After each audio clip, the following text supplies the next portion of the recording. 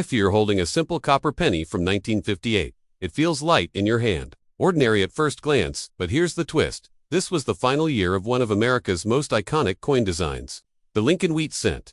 That alone makes it special, and depending on which version you have, it could be worth far more than a single cent. The Lincoln wheat penny, designed by Victor David Brenner, had been in circulation since 1909. It was the first U.S. coin to feature a real person.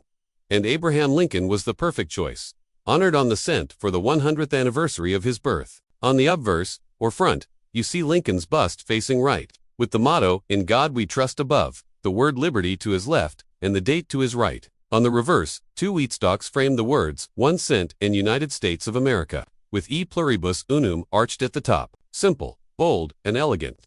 It became one of the most beloved designs in American coin history. By 1958, this design had already been in circulation for nearly 50 years, and change was on the horizon. Starting in 1959, the reverse would switch to the Lincoln Memorial, marking a new era. That makes 1958 the last year of the classic wheat penny, and collectors know that last-of-the-line coins always carry a special significance.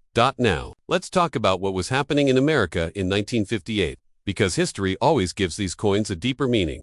Dwight D. Eisenhower was president, the Cold War was in full swing, and NASA had just been established. Rock and roll was exploding, with Elvis Presley dominating the charts, and young Americans were watching Leave It to Beaver and Gunsmoke on black and white TVs. A penny in 1958 had real buying power. You could get a gumball, a piece of candy, or even contribute toward a newspaper. Today, it's worth far more to collectors who treasure the history it represents. The 1958 Lincoln penny was struck in two main versions, the Philadelphia issue, with no mint mark, and the Denver issue, marked with a D just below the date. Philadelphia produced about 252 million coins, while Denver struck over 800 million. That means the 1958D is very common, and chances are, if you stumble on one in a coin jar, that's the version you'll find.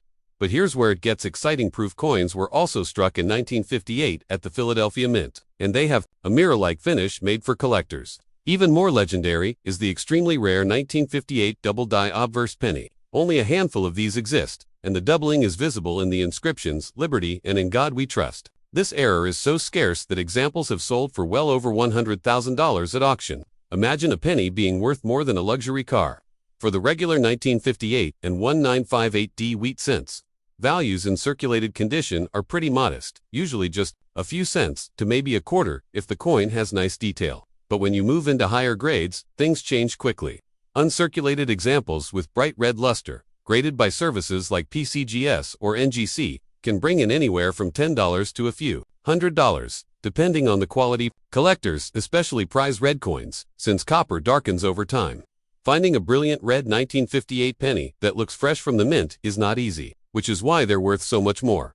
If you happen to have a 1958 proof penny, those are also collectible, with values ranging from $5 to over $100, depending on condition and whether the coin has a cameo or deep cameo finish. And of course, if by some miracle you own one of those double-die 1958 pennies, congratulations, you're sitting on a small fortune.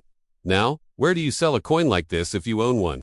First, always identify the mint mark and check the condition. If it looks ordinary and circulated, you can sell it at a local coin shop or even on eBay, where collectors look for affordable additions to their sets. If your coin looks unusually shiny or has doubling in the lettering, then it's worth having it professionally graded. Services like PCGS and NGC can authenticate and assign a grade, which gives buyers confidence and can multiply the value of your coin. For high-end pieces, large auction houses like Heritage Auctions or Stack's Bowers are excellent choices, since they attract serious collectors willing to pay top dollar. The 1958 penny is more than just copper and zinc. It represents the end of an era, the closing chapter of the wheat cent design that had become a symbol of American change, resilience, and history across half a century. From World War I and the Great Depression to World War II and the booming 1950s, the wheat cent witnessed it all. By the time 1959 rolled around, the country was ready for a new design. But the old wheat penny never lost its charm. So next time you see a 1958 penny,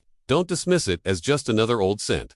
Think about the fact that it's the very last of its kind, a coin that connects us to nearly 50 years of American life and history. It might not make you rich unless you've got that double-dyed beauty, but it carries a story that's priceless. And who knows, that little coin at the bottom of a jar might just be your ticket to discovering a hidden treasure.